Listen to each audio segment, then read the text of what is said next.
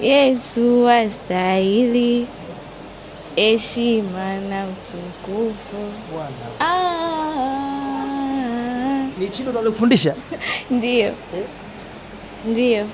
Umejifunza hapa? Nimejifunza hapa ndio. Vipi sasa kule kwetu kule unaendaga? Naenda. Ndio naenda. Kweli? Tuko hapa katika ofisi za Prima Afro na ni kwa Chido huyu ambaye sasa hivi ana trend kwenye mtandao wa kijamii kulingana na the way ambavyo yeye anakuwa kisuka, lakini baada hapo kuna mapambio na nyimbo mbalimbali zinaimbwa.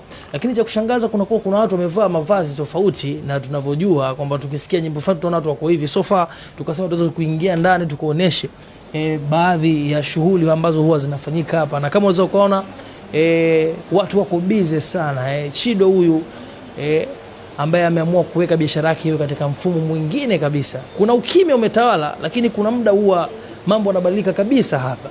Mapambio yanatawala. Jamani kwa poleni na kazi jamani kwa. Watu nani wewe? Neema. Jamani pole. Asante. Mapambio ni lini sasa?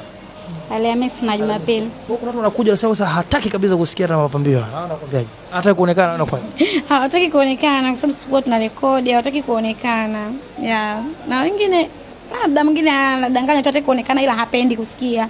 Hongera sana. Unaonekana ni bosi ambaye unapenda kushirikiana sana na watu wako wa karibu. Kama hapa naona. Kwa hiyo hii inakuaje? Ni mtu sana anasema nataka unisuke mimi au inakaa vipi kwa ndo? Hamna, unasuka tu ukiona umezidiwa na wateja. Na mtu akikuhitaji kama upo available unamsuka, kwa nini usimsuke mteja wako? Hakuna special kwamba bana kwa ni special na wasuka mimi? Hapana, mimi sina special. Hata wasanii nyingine wanasuka na wadogo zangu, mimi siwasuki.